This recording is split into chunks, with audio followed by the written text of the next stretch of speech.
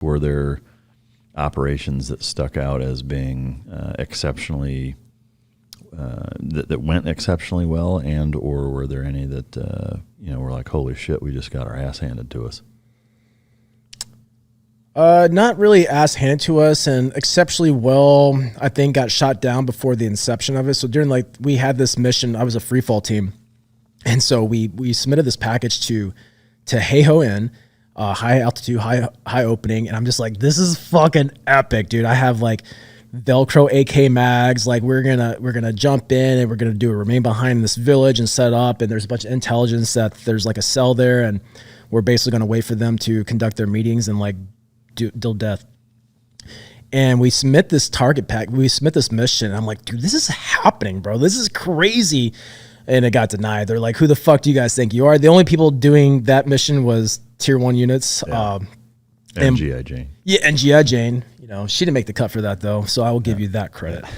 But Charlie Sheen was actually there, though. But so nothing too crazy, but it was just like a bunch of fun stuff that I never experienced. Now I'm working with other soft units from around the globe, Czechs, and using their guns and their assets, and dealing with Army Green Berets now, and just a whole different. It was more like this Wild West. There wasn't many fire bases there. There wasn't a lot of conventional. This is a big, soft, little conventional environment. So there's only special operations guys out there for the most part, and you really had free reign to do what needed to happen. And we operated on a 3-day cycle. So 3-day combat reconnaissance patrol, 3 days out, 3 days back, 3 days out, 3 days back. And one mission that went completely south, and I still remember to this day because it fucking screwed over Spaghetti Night. And we had the best, a local national on our base made the best spaghetti, that type of spaghetti that like eats through your tray that you can see through it. It becomes transparent. Oh my God, it was so good. It stains Tupperware.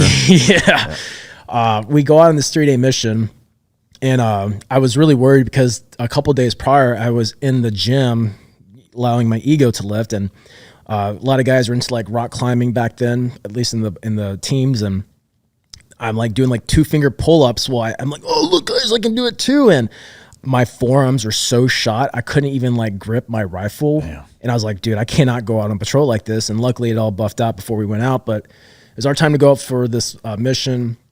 And at the time we had a trailer platoon, so we had an infantry platoon attached to us that were like our drivers and other type of stuff, and they were our fast guys essentially. A lot of them were good, some of them sucked, but the leadership was kind of like horrible. And I remember this captain who was super eager, super motivated, who was not one of our people. We get in this L shape. My sniper team's on the outside. We're doing cordon. We're hitting up squirters, dealing with a lot of type of stuff. And he pursues these basically evading Taliban fighters. And he's like, drive through the wall. And he tells his driver to like drive this GMV through this like ancient mud wall. And these mud walls, the type that take like shit ton of charges to blow a hole in it. He drives his Humvee through it, rips out the whole front end. And long story short, we win the fight, victory, but there's this like busted truck. Well, at this time, we've already destroyed so many GMVs. We were calling it airstrikes on them because we had an old Russian mine, get a tire buster or some like, something fucked up on it. And they're like, you guys have destroyed enough government property. So you guys are waiting for the Brits to come haul you out. Jesus. And I'm like, and I'm so pissed because I'm going to be back that night and I'm going to smash the spaghetti. And this dude's kind of like a moron. And at this time, our Afghan National Army, they got so high, they ate all their MREs. And they're like, give me fucking more food. And we're like, bitch, you ain't got no more food. You got what you got. And they're like, it got really volatile for a second. And so they do what they did best. They go into the town, they pillage that shit, they come back and they get their food and their chai and more fucking weed. And they're doing their thing. And I find myself on watch, and it's like later that nighttime, and villagers start coming back and they're burying their dead, and the fighters and shit like that. And there was this ridgeline in the background that we were taking like shots from, and signal intelligence was saying like, hey, there's some cells up there that are regrouping to come down and fight. Well, we were also one of the few elements at the time to Winchester, so basically rid all the ordnance in a B-1 bomber at the time, and they called in this airstrike on this ridgeline. Well, that information did not get sent over the radio chatter. It's like a 02 in the morning type of operation. And I'm laying in the back of my gun truck, kind of like bundled up as much as possible because it was cold as shit. And the whole fucking everything just starts to shake and tremble. I'm like, oh my God. What is it? Armageddon, I think was a call sign or whatever at the time. Like, we're being overran. Like, help. There's not going to be any Americans left. And I'm like, dude, it was so violent. Our trucks are just getting pelted by like, rocks and debris, and all these secondary explosions are taking place in this ridge line. And it was super gnarly. And long story short, we had to wait like 2 more extra days. So we're out there like 5 days now. And you're just hanging out to fucking dry? Yeah, dude. And it was so stupid. We were like pissed because we couldn't maneuver. We basically just like wagon wheeled around and set up a security posture. We weren't doing any patrols. Like, we just fucked up this village. They know where we're at. We just dropped a shit ton of, ordnance on this ridge line. Like, we're just kind of sitting ducks out here. So it was like very shitty to be there. And we had to wait these extra days for the Brits to come in with their tracks and like basically like haul this thing out. So we had plenty of opportunity to get back late on IEDs and all type of stuff. And luckily we got back home safely with no issues. The perks of Afghanistan at that time, there wasn't a lot of main MSRs. It was kind of like find the route that you don't see any tracks on and go that way. The only thing we had to worry about was like old Russian backlayed mines that were there from their involvement. Yeah. Jesus. How long was that deployment? That was a 6-month deployment. 6 months. And was pretty much the whole deployment conducted in a similar fashion? Yeah. We did a couple like company operations where we had like both platoons out at the same time, but it was generally just 3 days out, 3 days back on that cycle. Yeah. You go back, what was the turnaround time from that deployment until you went back over? Probably, so on that deployment, I had a chance to go to, I didn't have a chance. We were starting up the MARSOC schoolhouse down in North Carolina. And there was a list of guys that already had like slots to go there. I was not one of them. But at the time I wanted to go to try out for a special missions unit. So I'm like, well, fuck, if I go out to the East Coast, I'm probably going to increase my chances to like be able to go try out. So I took one of the guys in my platoon's orders out there. So I got back from the deployment, and 30 days later I was on the East Coast, and I was there basically the whole first, 2 months, 3 months, we're basically creating the curriculum for what would be now called ITC Individual Training Course. And that's like the 9-month program for all the MARSOC guys. And we're going through the process ourselves to basically prove it. We called it instructor development course or instructor development training. Doesn't matter, whatever it was. So we're doing like all the shit, proving the concepts, getting our check rides. And then I was teaching our special reconnaissance, and then I was also teaching our sniper school, or our advanced sniper course. And so probably about, this is September 2008, I was there. So just about beginning of the following year, I was running I was at our selection. I was a guest cadre in there. And I get a phone call from my boss, and he's like, "Hey, dude, do you want to deploy to Afghanistan? There's a like a desk job billet open." And I'm like, "Fuck yeah, dude," because I knew if I could get to Afghanistan, I could find my way to a team. So I'm like, "Let's do it." So the turn and burn from coming back from my first MARSOC deployment to going out on my second one was probably maybe 7 months. It was pretty quick. Yeah. And so, this now, because a billet at the schoolhouse is about like a 4 year commitment. So I was only there. We did the math because I deployed once, and I was at all these schools. So I was really on the schoolhouse for like a year and a half.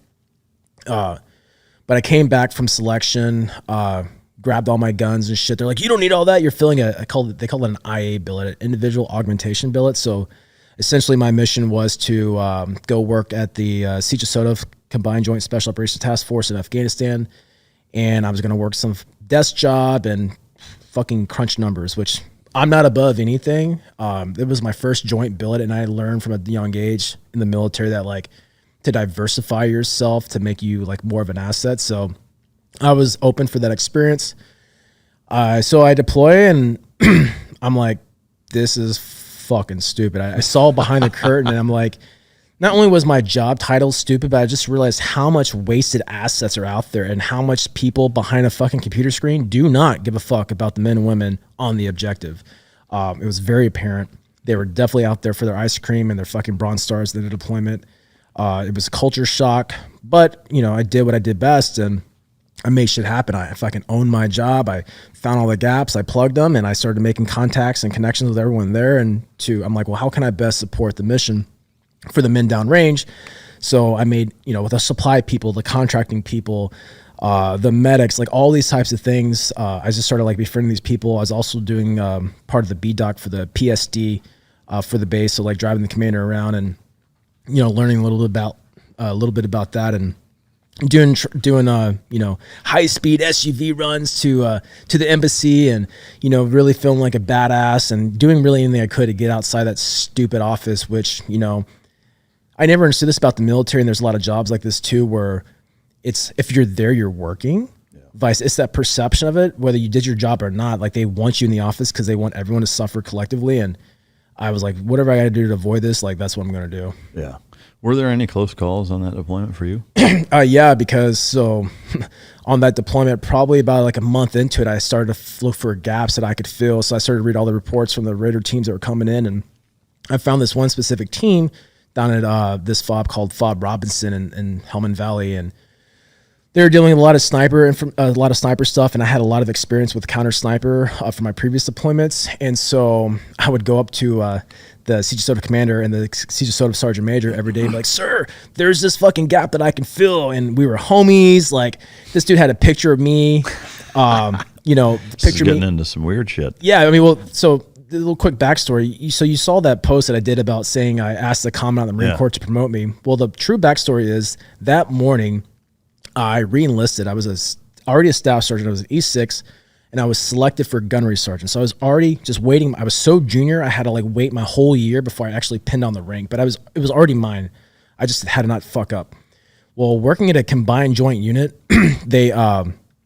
it's like everyone there is like an E6, and you're like a peasant. Yeah. And the E7s had a little bit more fluff, and I'm like, fuck, I'm tired of getting like peed on. People thinking I'm like some chump.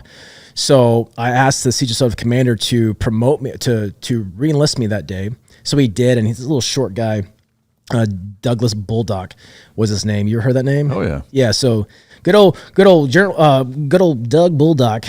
He re-enlists me, and I give him this big ass hug, and PAO is there, the combat camera guys. They took a picture of it. I'm like, yo, give me that shit.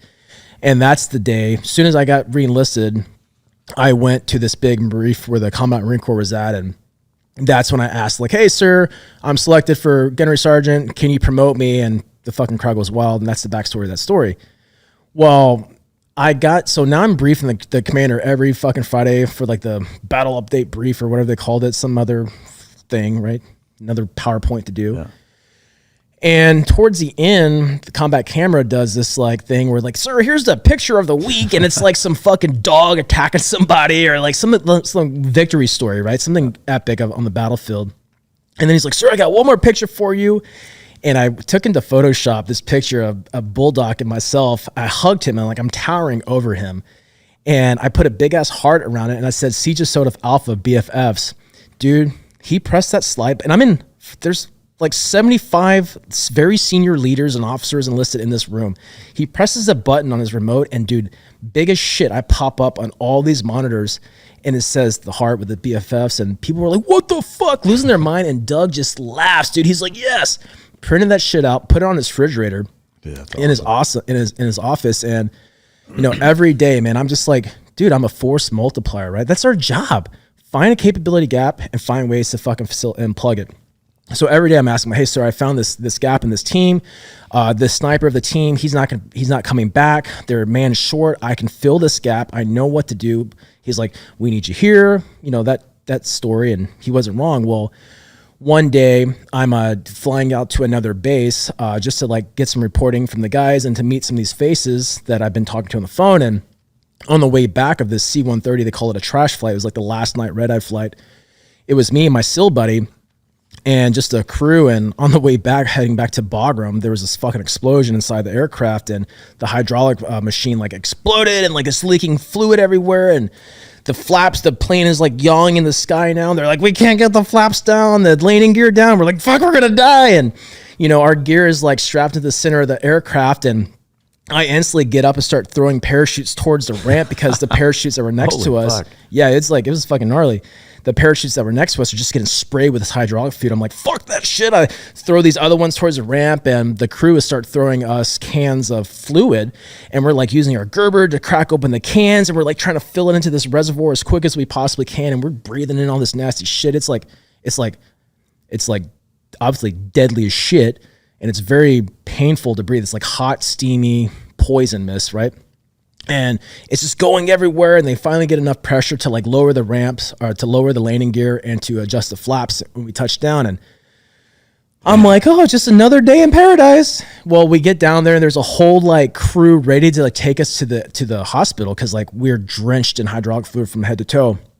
And get to the hospital and I feel like the biggest bitch. There's like dudes fucking dying. There's dudes missing limbs. There's bullet hole fucking people. I'm just like, fuck, I just had hydraulic fluid and I was a super douche at the time. Like there's all these like hot Air Force nurses like, is your chest okay? And I'm like the guy like, did you put something in this IV? Because I think I'm in love. Like, I'm like, this is a new experience for me. And I'm just like running with it. Right.